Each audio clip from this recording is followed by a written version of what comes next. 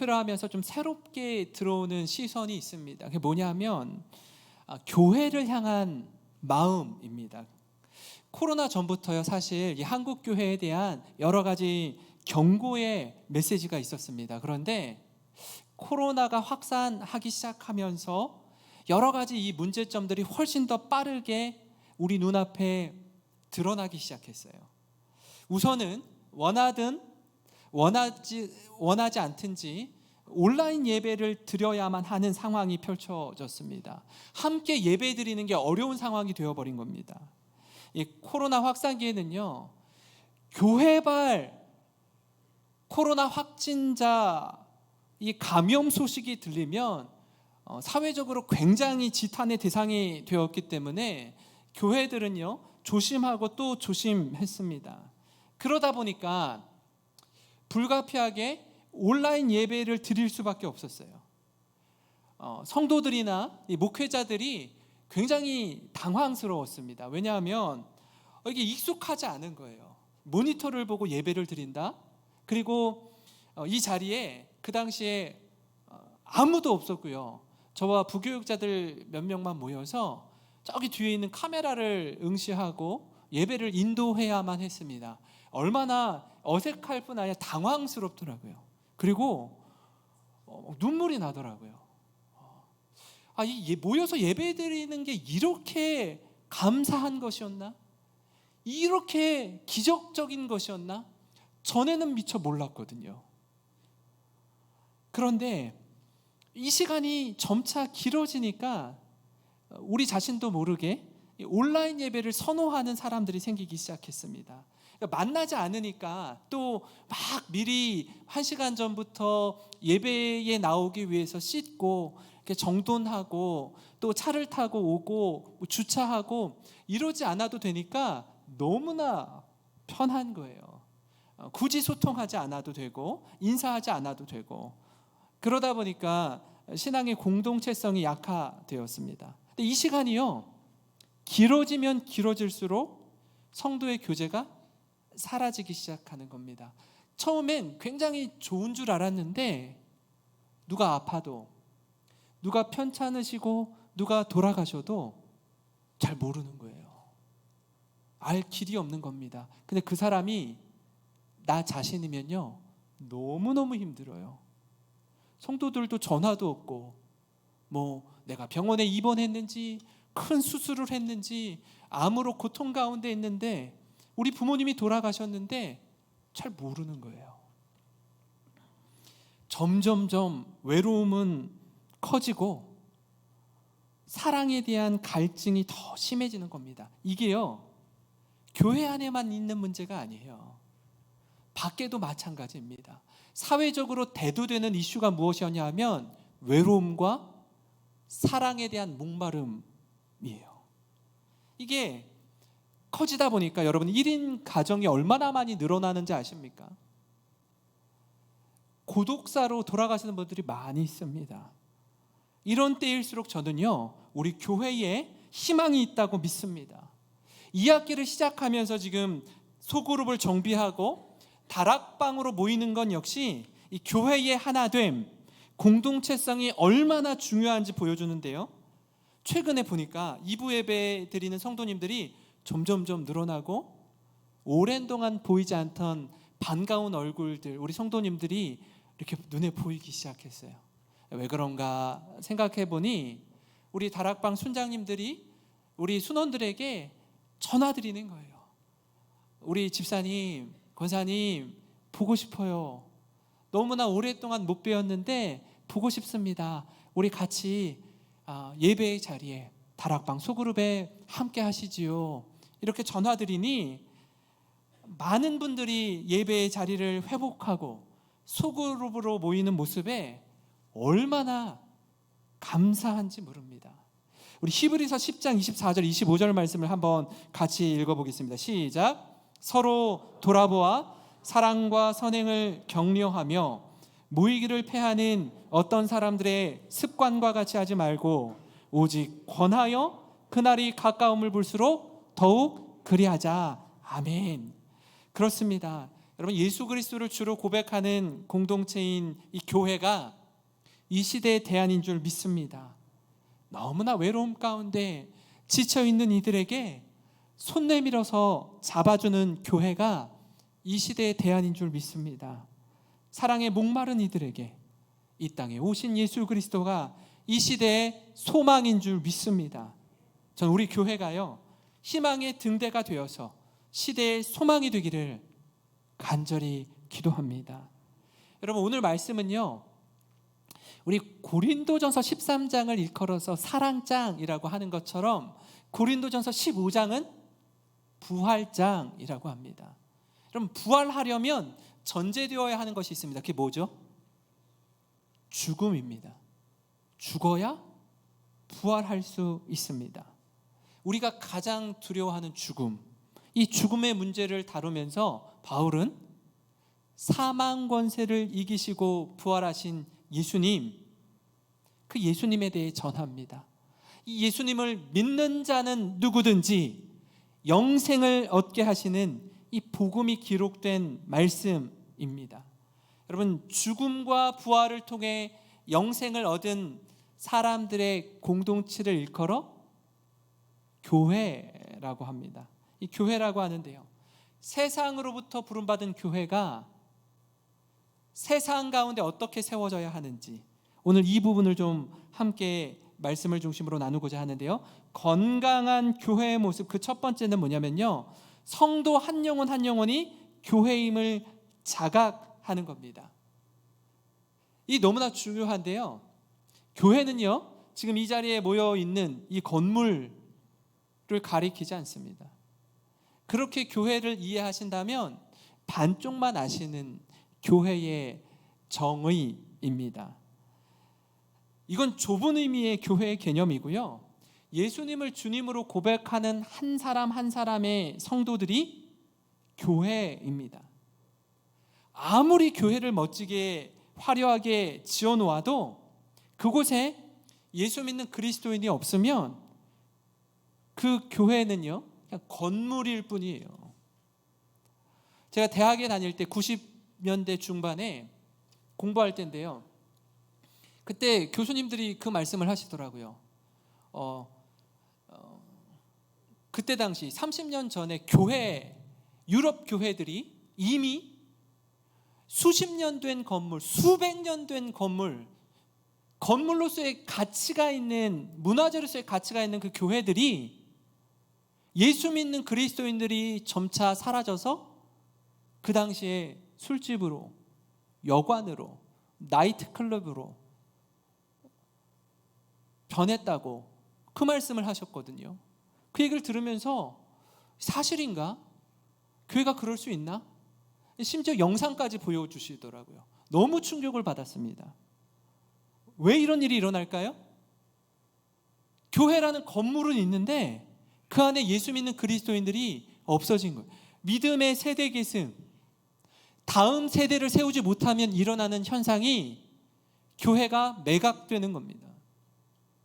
최근에 한국 교회도 이런 일들이 일어나기 시작했어요. 다행히 그 교회는요, 교회 성도들이 없어서 교회가 매매된 게 아니라 다른 교회로 이전하면서 교회를 또 다른 작은 교회랑 계약해서 이렇게 매매가 되지 않고 어떤 다른 사람과 매매를 했는데 교회가 이전을 했죠. 새롭게 교회를 짓고. 근데 어느 날 그 교회 목사님이 차를 타고 원래 자리에 있던 교회를 지나가다가 충격을 받았다는 거예요. 그래서 왜 그런가 했더니 교회에 십자가를 떼고 그 교회가 술집으로 변한 거예요. 자신은 그렇게 될 줄 전혀 몰랐거든요. 왜 그렇습니까? 교회는 건물이 아니기 때문에 그래요. 그 안에 예수 믿는 그리스도인이 없으면 교회는 그저 건물일 뿐입니다. 다시 말해, 교회 건물이 교회가 아니라 예수 믿는 그리스도인이 교회라는 사실입니다. 이 자리에 계신 성도 한 분 한 분은 움직이는, 살아있는 영생 교회인 줄 믿습니다. 믿습니까? 그렇기에 주님의 움직이는 교회로서의 사명을 감당해야 합니다. 제가 지난 월요일과 화요일에 9월 26일 9.16 한국교회 섬김의 날이라는 주제로 사랑의 교회에서 목사님과 사모님, 전국 교회에 있는 목사님과 사모님 5,543명을 초청해서 1박 2일로 그 교회 성도들이 섬겨 주었습니다. 한 2,000명의 봉사자들이 3,300개 교회의 목사와 사모들을 섬겨 주시는데 얼마나 감사했는지 모릅니다. 큰 위로가 있었고요, 힘을 얻게 되었습니다. 그러니까 첫째 날에는 회복의 메시지, 둘째 날에는 부흥의 메시지, 자신의 교회의 가장 중요한 가치들, 또 중심축을 이루는 내용들을 다 오픈해서 우리에게 전해 주었습니다.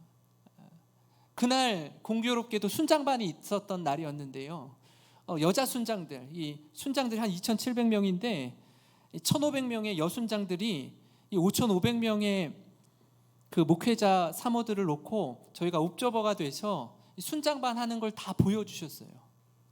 가장 중요한 가치가 뭔지, 여러 가치 중에서 소그룹이 얼마나 중요한지도 다 그대로 오픈해서 보여주었습니다. 제가 이 모습을 보면서 이런 생각을 했어요. 타이틀이 이거였어요. 한국교회 섬김의 날. 아니, 이름을 목회자들 부른 거 아니에요 지금? 그럼 목회자 섬김의 날이라고 하면 되는데 왜 한국교회 섬김의 날이라고 했을까요? 이 목회자가 교회이기 때문에 그래요. 그러면요, 목회자만 교회입니까? 성도들은요? 성도들도 교회예요, 교회. 한번 생각해 볼까요? 여러분, 우리가 함께 모여서 예배드립니다. 근데 이 교회 문 밖을 나가면 이 자리에 계신 우리 성도님들은 영생교회 성도님이세요, 그죠? 그 성도님들이 주중에 직장에 계시든 학교에서 공부를 하든 사업을 경영하든 여러분과 함께하는 이들이 여러분을 볼 때에는 영생교회 성도로 보는 거예요.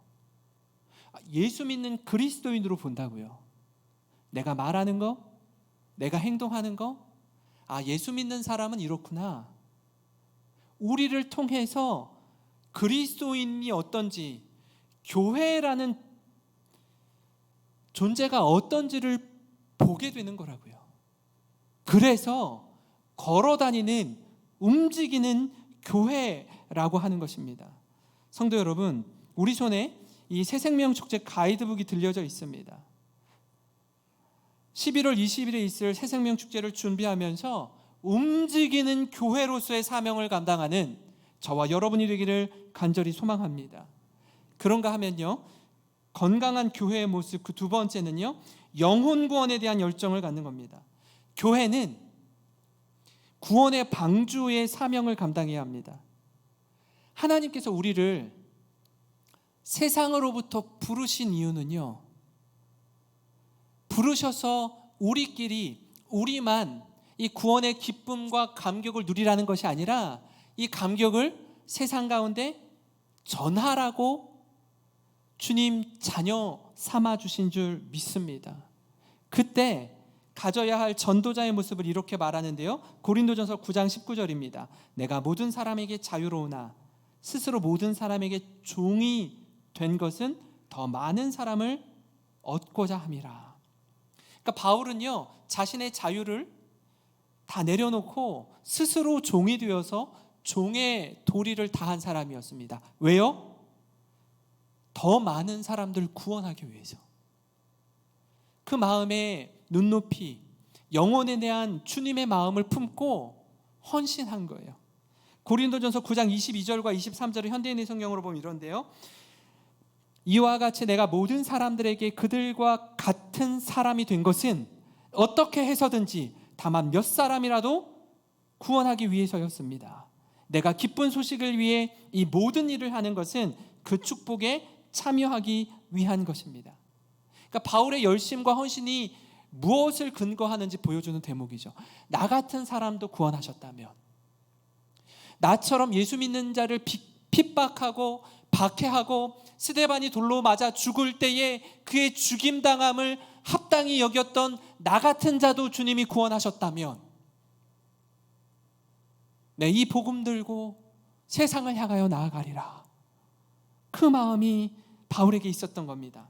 제가 이 말씀을 묵상하면서 내게도 이런 열정이 있는지 한번 돌아봤습니다. 목사가 된 건 너무 감사해서, 구원을 허락해 주신 하나님의 은혜에 감사해서 이 복음을 가르치고 이 복음을 전하기 위해서 목사가 된 건 아닙니까? 이 일에 내가 열심을 내고 있는가? 스스로 돌아봤어요. 제가 처음 영생교회 부임한 이후에 너무너무 기뻤어요. 매주마다 예배를 마치고 뜨겁게 하나님을 예배하고, 식당에서 성도들이 정말 밝고 환한 미소를 지으면서 성도의 아름다운 교제를 보고, 만나는 이들마다 얼마나 행복해하는지, 여기가 우리 아까 찬송 드렸던 것처럼 그 어디나 하늘나라, 여기가 천국이구나, 이걸 느꼈어요. 근데 이 시간이 얼마 못 가더라고요. 왜요? 코로나 때문에.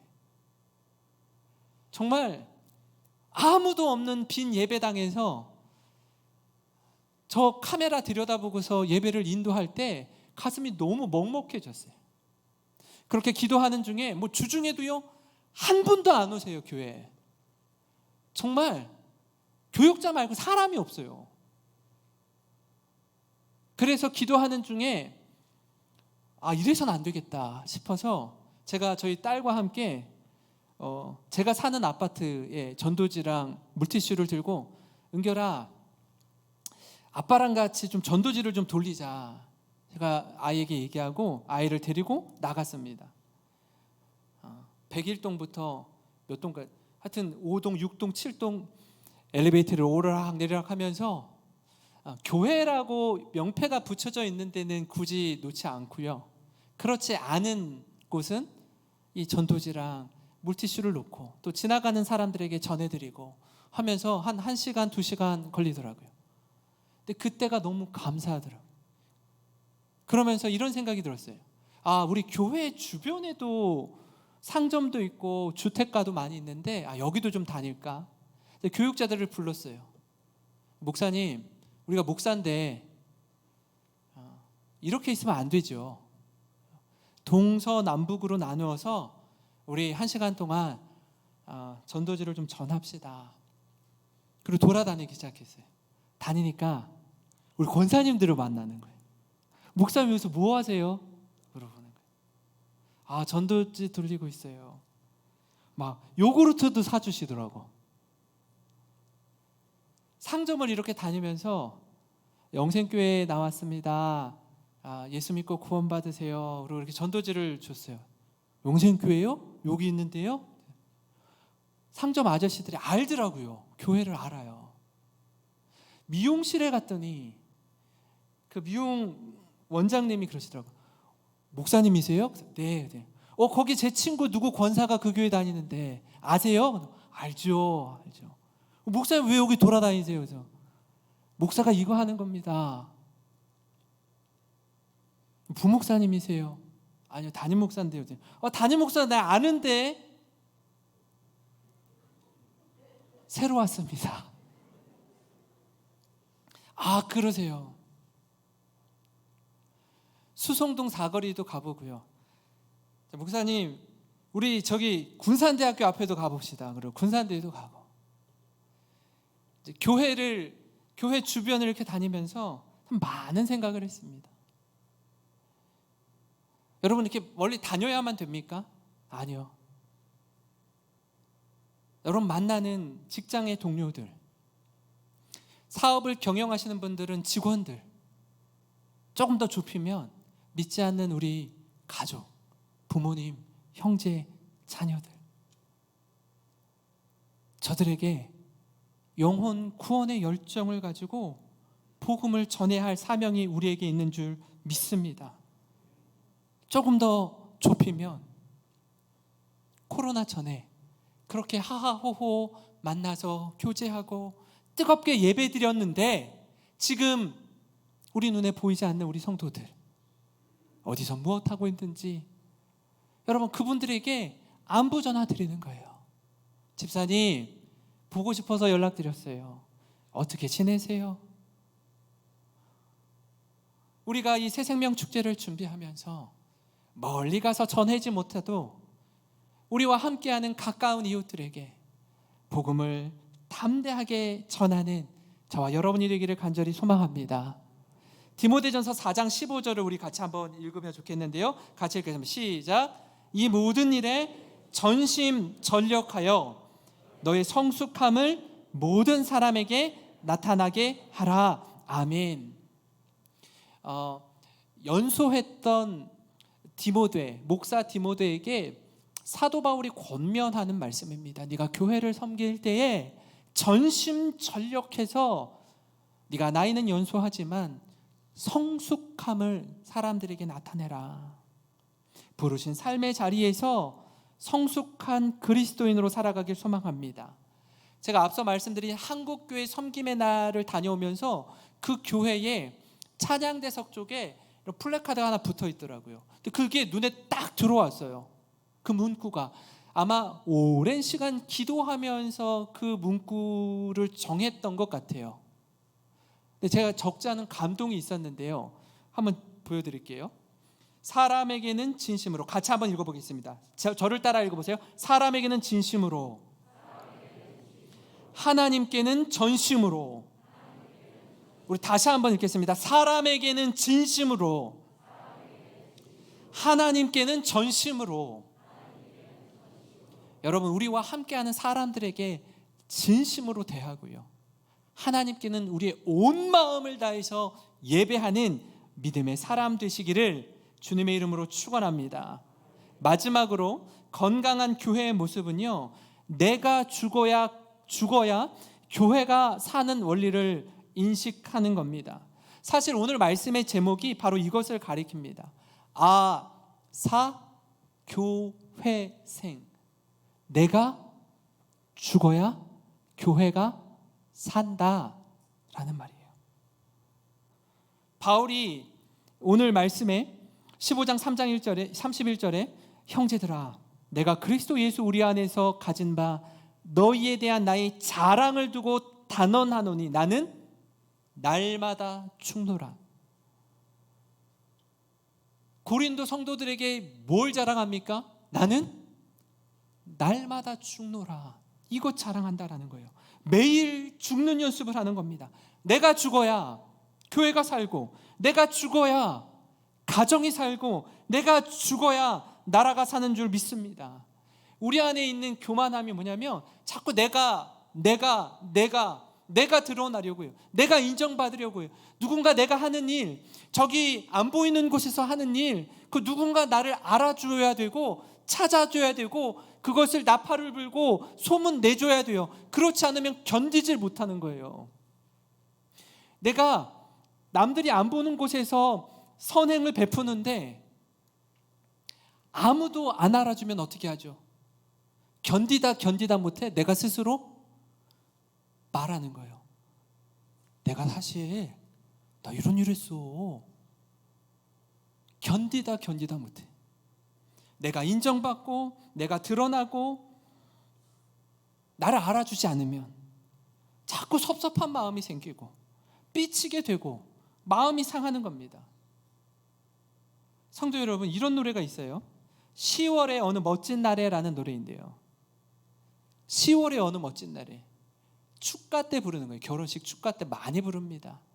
이 노래 가사 중에 맨 마지막 가사가 있는데요. 널 만난 세상 더는 소원 없어. 바램은 죄가 될 테니까. 가사가 뜻하는 게 뭐죠? 널 만났기 때문에 아무것도 더 이상 필요가 없다는 거예요. 더 이상 기대하는 것, 더 이상 바라는 것 없대요. 너로 족하다라는 겁니다. 더 바라는 건 죄가 될 테니까. 여러분, 바라지 마세요. 기대하지 마세요. 이 참 신기해요. 아마 지난번에도 제가 한번 말씀드렸는데요. 누군가 내게 선물을 주잖아요. 생일 선물을 주고 누군가 내게 격려해주고 이렇게 하잖아요. 그럴 때 드는 생각이 뭐죠? 감사하잖아요. 감사. 아, 이분이 나를 이렇게 생각해 주시는구나. 감사. 이분이 나를 이렇게 마음에 두고 사랑해 주시는구나. 감사하죠. 근데 이 마음이 충만해야 되는데 저 사람은 왜 안 주지? 오해하는 거예요. 그렇게. 이 사람은 왜 안 챙겨줘 나를? 거기까지 가는 거예요. 사람이 참 약하죠. 받은 것에 대한 감사보다는요, 왜 이 사람은 나 안 줘? 여러분, 내게 사랑을 베풀어 준 사람에게 감사합니다라고 표현하십니까? 너무 많은 사랑을 받다 보니까 그 표현할 시간이 없어요. 여러분, 그럼 그 사람들이 뭐라고 생각하겠어요? 그죠? 베푸는 사랑에도 감사를 표현할 줄 모르는데 우리가 누구를 섬기겠습니까? 사랑하는 성도 여러분, 우리는요, 날마다 이렇게 죽는 연습을 하셔야 되고요, 나의 것을 나누고 베풀 때 기대하지 마세요. 기대하고 자꾸 알아주지 않는 것 같은 마음이 들거든 하지 마세요. 그러려. 교회를 위해, 주님을 위해, 함께하는 성도를 위해 날마다 죽는 연습을 합시다. 죽는 연습을. 우리가 일과를 마치고 잠자리에 들 때 이거 연습하는 거예요. 잠자리에 들 때 죽는 연습하는 거예요. 나는 죽고 예수로 사는 인생, 주님의 이름만 높여드리는 인생, 그것이 기쁨이요 감격인 인생 되시기를 주님의 이름으로 축원합니다. 축원합니다.